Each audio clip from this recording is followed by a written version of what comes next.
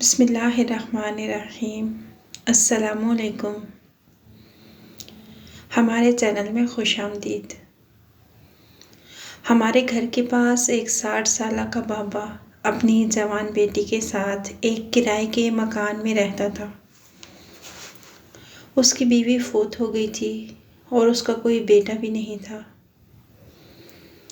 बाबा जी की बेटी बहुत खूबसूरत थी।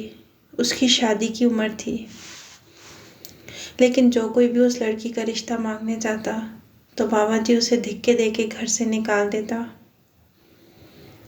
वो अपनी बेटी के बारे में बहुत ही मोहतात रहा करता। कभी भी उसने घर के दरवाजे को खुला नहीं छोड़ा था। मैं अक्सर इन बाप बेटी को देखती तो मेरा दिल चाहता कि मैं जाकर उनकी बेटी से बातचीत करूं। एक दिन मैंने अपनी अम्मी से कहा, मुझे लगता है कि मुझे साथ वाली कोमल से मिलना पड़ेगा। बेचारी अकेली है और उसका बूढ़ा बाप हर वक्त उसे घर में बंद रखता है। तो अम्मी कहने लगी, बेटा ये लोग बहुत ही अजीब से हैं, तुम खबरदार जो उनके घर गई। मोहल्ले में से कई लोग उसकी बेटी का रिश्ता मांगने गए हैं, मगर उसने धक्के देकर सबको निकाल दिया है। देखो इसके पीछे कोई ना कोई वजह तो होगी, मुझे तो दाल में कुछ काला लगता है। अम्मा की बात सुनकर मैं सोच में पड़ गई। मैंने आसपास मोहल्ले वालों से भी पूछा तो उन्होंने भी एक अजीब सा शक जाहिर किया। एक आंटी तो कहने लगी, मुझे लगता है ये बाप बेटी नहीं है बल्कि कोई और बात है। ये आदमी अपनी बेटी से किसी को मिलने भी नहीं देता। मैं आंटी की बात सुनकर परेशान हो गई। अगर ये आदमी अपनी बेटी से किसी को मिलने नहीं देता तो क्या पता इसके पीछे कोई गहरी कहानी होगी। अब मेरे जहन में तजस्सुस पहले से ज़्यादा बढ़ चुका था। एक दिन जब मैं उस घर के दरवाजे के आगे से गुजरने लगी तो मुझे अंदर से रोने की आवाज़ें आने लगी। रोने की आवाज़ सुनकर मैं दरवाजे के पास खड़ी हो गई। मैंने कान लगाकर सुनने की कोशिश की तो एक लड़की ज़ारो कतार रो रही थी। मैंने घर के दरवाजे पर दस्तक दी। घर का दरवाज़ा खुला तो सामने वही बाबा जी खड़े थे। उनके चेहरे पर गुस्सा था। क्या बात है लड़की? मैंने कहा, अंकल माफ़ कीजिएगा, लेकिन आपके घर से किसी के रोने की आवाज़ आ रही थी, इसलिए मैं परेशान हो गई। मुझे लगा कि मुझे मदद करनी चाहिए। अरे किसकी मदद बेटा? मुझे तुम्हारी मदद की कोई ज़रूरत नहीं। तुम हमारे मामलात से दूर रहो तो बेहतर होगा। अंकल ने खड़ी खड़ी सुनाकर दरवाज़ा मेरे मुंह पर बंद कर दिया। मैं हैरान और परेशान सोचने लगी कि कितना ही बदतमीज़ और बदअखलाक शख्स है। मैंने घर जाकर ये बात अपनी अम्मी को बताई तो अम्मी मुझ पर गुस्सा करने लगी और कहने लगी, मैं आज तुम्हारे अब्बा को ये बताऊंगी कि तुम बिला वजह की हमदर्दियाँ जिताने के लिए पड़ोस में पहुंच गई। तुम उनकी क्या मदद कर सकती हो? मैं ये बातें सुनकर खामोश तो हो गई, लेकिन मैंने सोच लिया था कि मैं उस लड़की से दोस्ती करके रहूँगी। मैं उसकी ज़िंदगी में कोई बेहतरी लाऊंगी। एक दिन मैं अपनी सहेली मिसबा के घर गई, जिसका घर उन्हीं के घर के साथ था। मैंने मिसबा से कहा, हम छत पर चलते हैं, क्योंकि उस बूढ़े का घर मिसबा के घर के साथ जुड़ा हुआ था। उसके घर का सहन हमें छत से नज़र आता था। मैं ये देखकर खुश हो गई। मिसबा बोली, इसमें खुश होने वाली क्या बात है? मैंने कहा, मैं उस लड़की से दोस्ती कर सकूंगी जो इस घर के अंदर रहती है। मैंने अपनी दोस्त को भी सारा मामला बता दिया और उससे कहा कि मुझे लगता है इस घर में जो लड़की रहती है उसे हमारी मदद की ज़रूरत है। ये बात सुनकर मिसबा ने मेरे आगे हाथ जोड़ दिए और बोली, जानती हो तुम किसके बारे में बात कर रही हो? उसकी बात ने मुझे मज़ीद डरा दिया। मैंने कहा, बस एक बूढ़ा बाप और उसकी बेटी ही तो है। मेरी बात पर मेरी दोस्त कहने लगी, पागल, हो सकता है कि वो दोनों मियाँ बीवी हों, इसलिए वो अपनी बीवी को किसी से मिलने नहीं देता। कहीं लोग उसे ये ना कह दें कि तुम्हारी बीवी तो बहुत कम उम्र है, जबकि तुम इसके बाप लगते हो। तुम्हारा शोहर ज़्यादा उम्र का है। मैंने उससे कहा, जो भी है, मैंने उस लड़की को रोते हुए देखा है, उसे हमारी हमदर्दी की ज़रूरत हो सकती है। अभी मैं और मिसबा ये बातें कर ही रहे थे कि वो लड़की हमें सहन में चलती फिरती नजर आई। मैंने उसे देखकर मिसबा को इशारा किया कि वो तो सहन में आ गई है, अगर हम चाहें तो इससे बात कर सकते हैं। मिसबा कहने लगी, तुम ही बात करो, मैं जा रही हूँ। मैं खामखा उस बूढ़े से बेइज्जत नहीं होना चाहती। मिसबा के जाने के बाद मैंने उस लड़की को इशारा किया। मुझे देखते ही वो अंदर को जाने लगी। मैंने उससे कहा कि मैं उससे दोस्ती करना चाहती हूँ। मेरी बात सुनकर उसके चेहरे पर एक दुखी सी मुस्कुराहट उभरी और वो सीढ़ियाँ चढ़ती हुई छत की तरफ आने लगी। मैंने उसके आते ही उसे सलाम किया। फिर वो पूछने लगी कि तुम्हें मेरा ख्याल कैसे आया। मैंने कहा कि मैं तुम्हें अक्सर देखती रहती हूँ, मुझे लगता है कि तुम दुखी रहती हो, मुझे तुम्हारा एहसास है, क्या तुम मुझसे दोस्ती करोगी? तो वो बोली कि मुझसे दोस्ती करके क्या तुम भी बर्बाद होना चाहती हो? उसकी ये बात मुझे बहुत ही दुखी लगी थी। मैंने कहा कि तुमसे दोस्ती करके कोई बर्बाद क्यों होने लगा? अगर तुम चाहो तो मुझसे हर तरह की बात शेयर कर सकती हो, मैं तुम्हारी मदद करूँगी और वादा करती हूँ कि किसी गैर इंसान को तुम्हारा कोई राज नहीं बताऊँगी। मेरी बात सुनकर वो हंसकर कहने लगी, मैं एक बदकिस्मत लड़की हूँ। मुझे लगता है कि मेरे बाप ने मुझे इस घर में बंद करके अच्छा नहीं किया, लेकिन अब जब मैं अपनी कहानी देखती हूँ तो ऐसा लगता है कि अब्बा ने जो किया वो ठीक ही किया। मैं इसी काबिल थी। मैं उसकी बात सुनकर परेशान हो गई। वो तो पहेलियाँ बुझवा रही थी। मेरे पास वक्त कम था। इतने में मेरी दोस्त छत पर आ गई और बोली कि तुम्हारी अम्मी तुम्हें बुला रही हैं। मैं अम्मी के साथ घर वापस चली गई, लेकिन मैंने सोच लिया मैं कोमल के घर जाकर उससे बात करूँगी। अगले दिन फिर मैं मिसबा के घर गई तो मैंने देखा छत से उस लड़की को वो हस्बे मामूल सहन में बैठी हुई थी, लेकिन अब की बार उसकी सिसकियों की आवाज़ ऊपर तक आ रही थी। ये देखकर मैं परेशान हो गई। मैंने उसे इशारा किया तो वो हाथ से इशारा करके बोली कि मैं ऊपर नहीं आ सकती, अगर तुम चाहो तो मेरे पास आ सकती हो, दरवाज़ा खुला हुआ है।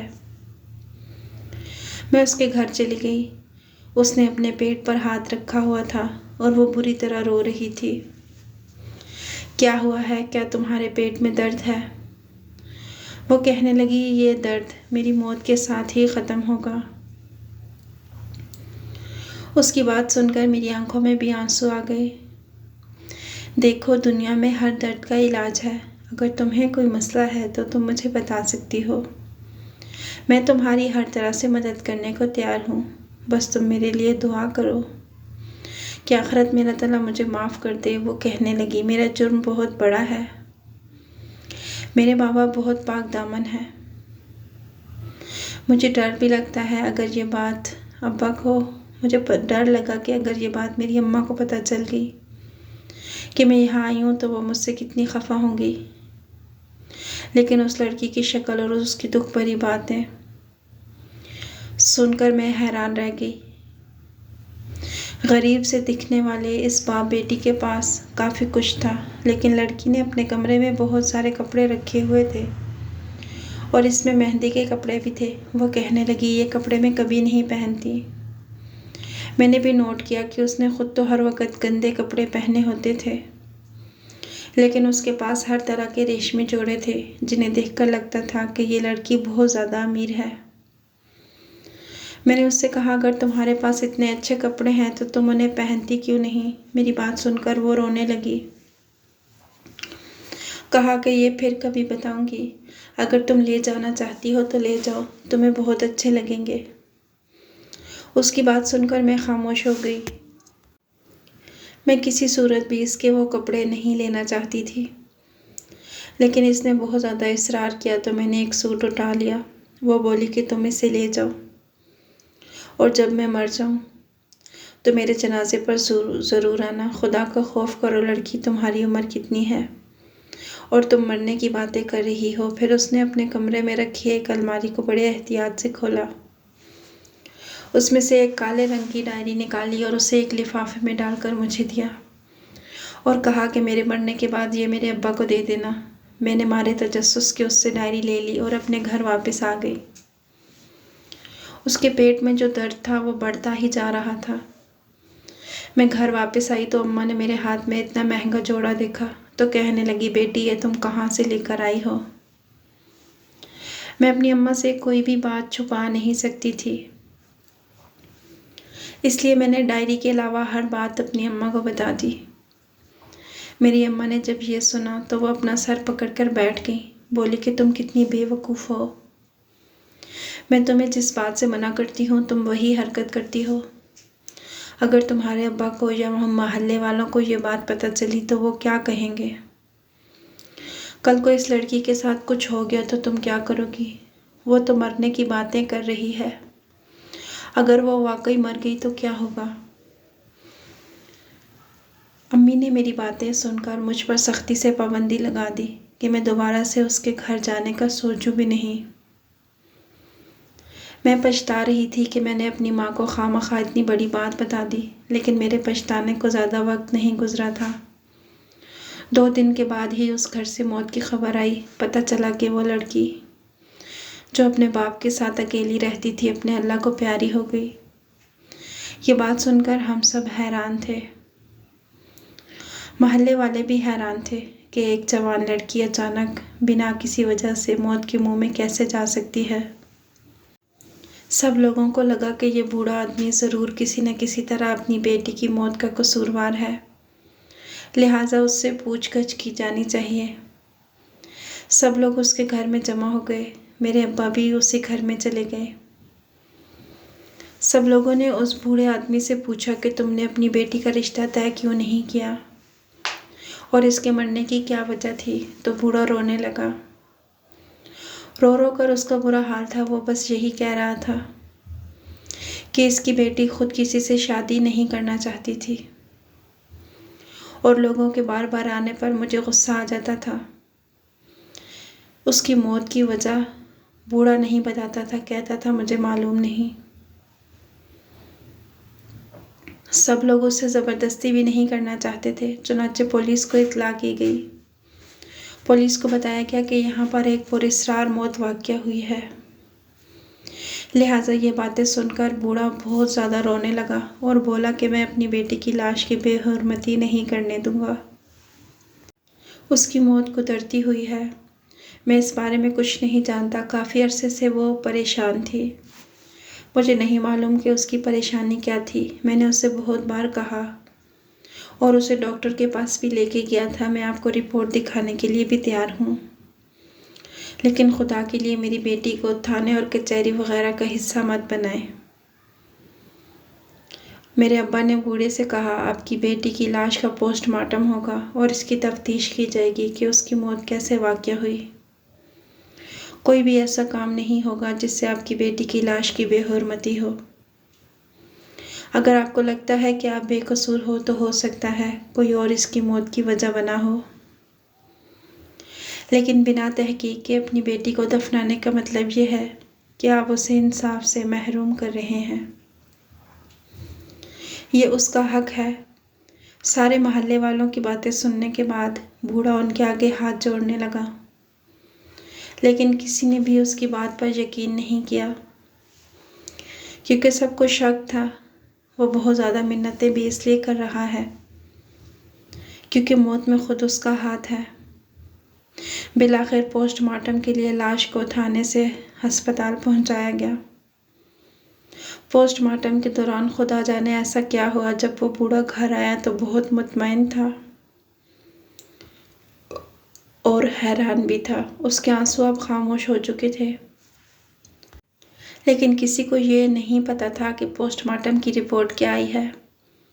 पुलिस वालों ने बूढ़े को बेकसूर कहकर उसे छोड़ दिया था और मेरे अब्बा ने भी कहा कि ये बूढ़ा बेकसूर है, उसने अपनी बेटी को नहीं मारा। लेकिन हम अंदर की कहानी जानना चाहते थे कि आखिर इस लड़की के साथ हुआ क्या है। मैंने सोचा कि उस बूढ़े से जाकर खुद ही पूछा जाए, लेकिन अम्मा ने मुझे सख्ती से मना कर रखा था। सो मैं ये बात अपने मुंह पर नहीं लाई। कुछ दिन के बाद मैंने सोचा वो डायरी जो मैंने उस लड़की से ली थी, और उसने मुझसे यही बात की थी कि जब मैं मर जाऊँ तो ये लिफाफा जिसमें डायरी है इसे मेरे बूढ़े बाप को दे देना। मैंने सोचा कि क्यों ना जाकर उसे दे आऊँ, ये उसकी अमानत है। अगर मैं चाहूँ तो खुद भी पढ़ सकती हूँ, लेकिन ये उसकी अमानत थी, इसलिए मुझे इसे खोल कर नहीं पढ़ना चाहिए, बल्कि जाकर उस बूढ़े को दे देनी चाहिए। वही एक लम्हा था जिसमें मैंने ये फैसला किया कि मैं जाकर वो डायरी लौटा आऊँगी। लेकिन जैसे ही मैं बूढ़े के घर की तरफ गई और दरवाजे को देखा तो वहाँ बड़ा सा ताला था।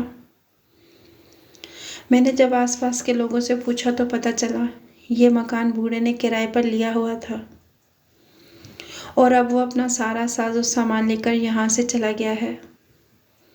उसने सड़क की दूसरी तरफ जो इलाका लगता है वहाँ पर अपना एक बड़ा सा घर खरीदा है और अपना कारोबार शुरू किया है। वो अपनी ज़िंदगी में बहुत आगे बढ़ चुका है। मुझे हैरत हुई कि आखिर बेटी की मौत ने बूढ़े बाप को कैसे अमीर बना दिया। वो बाप जो पहले इस गरीब मोहल्ले में किराए के मकान में रहता था और एक दुकान पर मजदूरी का काम करता था, अब ऐसी कौन सी संगत थी उसके हाथ लग गई कि वो अपनी बेटी की मौत के बाद अपना घर ले बैठा और अपना कारोबार शुरू कर बैठा है। मैंने सोचा कि मैं वो डायरी खोलकर खुद ही पढ़ लेती हूँ। इस बूढ़े को कहाँ पर ढूंढूंगी? इसे पढ़ के मुझे सारी हकीकत मालूम हो जाएगी। फिर अगर कभी वो मिला तो मैं डायरी उसे दे दूँगी। जब मैंने उस लिफाफे से डायरी निकाल कर पढ़ना शुरू की तो मेरे होश उड़ गए।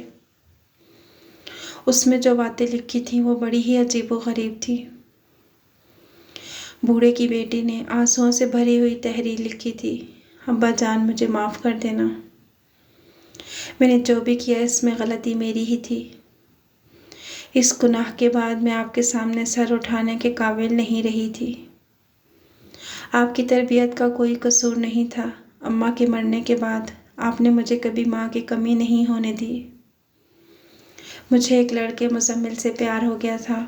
अगर मैं उसकी बातों में ना आती और उस दिन इतना बड़ा कदम ना उठाती तो वह मुझे कभी भी अपने घर लेकर ना जाता।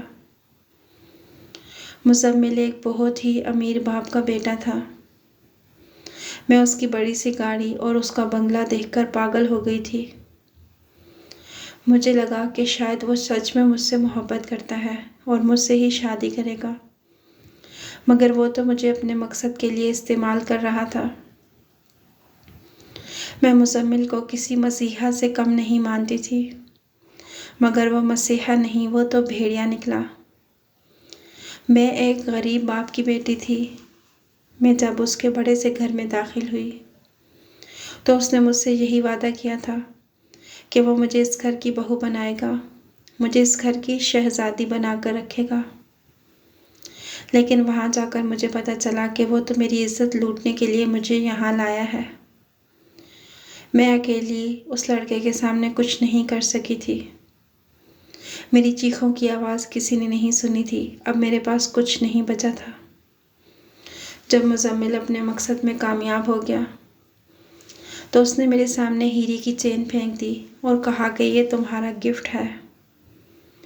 मैंने यही सुन रखा था कि हीरा निकलने से इंसान की मौत वाक़या हो जाती है। मैं अब मरना चाहती थी, ज़िंदा नहीं रहना चाहती थी, इसलिए मैंने वो हीरे निगल लिए। मुझे कुछ समझ नहीं आया कि वो चैन कैसे मेरे हलक से नीचे उतर गई, मगर मेरी मौत वाक़या नहीं हुई। मुज़म्मिल ने मुझे थोड़ी देर उस कमरे में रखा और फिर मुझे मेरे घर पर छोड़ दिया। वो लम्हात मेरी रूह पर हमेशा के लिए बोझ बन गए थे। मैं ख़ुद को कभी माफ़ नहीं कर सकूँगी। मैं अपने बाप से छुपकर मुज़म्मिल से मिलती थी और अब मैं मरना चाहती हूँ। मेरे पेट में शदीद दर्द रहता है। मैंने आज तक किसी डॉक्टर को भी ये हकीकत नहीं बताई। मेरे पेट से निकलने वाला ख़जाना मेरे बाप की गुर्बत को मिटा सकता है। मैं जीते जी आपको ये हकीकत बताकर आपकी इज़्ज़त तार तार नहीं करना चाहती थी। मुझ में इतना हौसला नहीं है मेरे प्यारे अब्बा। अब तो मैं मर गई हूँ, खुदा के लिए मुझे माफ़ कर देना। आपकी प्यारी बेटी कोमल। उस लड़की की गम और दुख का अंदाज़ा मुझे हो चुका था। बाप बेटी की इज्जत पर आंच न आने के लिए पूरी दुनिया से लड़ता है, और वही बेटी अगर अपने बाप की इज्जत चंद लम्हों में गंवा दे तो उससे बदकिस्मत कौन होगा। खुदा के लिए जो लड़कियां मेरी ये कहानी सुन रही हैं, इससे सबक हासिल करें और मुझे बताएं कि मुझे वो डायरी कोमल के बाप को देनी चाहिए या नहीं। अगर मैं उन्हें ये डायरी दे दूं तो वो उसे पढ़कर जीते जी मर जाएंगे। मैं बहुत ज़्यादा परेशान हूँ। आप मुझे जवाब ज़रूर दीजिएगा। मैं आपके जवाब की मुंतज़िर रहूँगी। और आप बताइएगा कि अब्बा जान को उसे माफ़ कर देना चाहिए या नहीं, और क्या इसमें कोमल की गलती थी।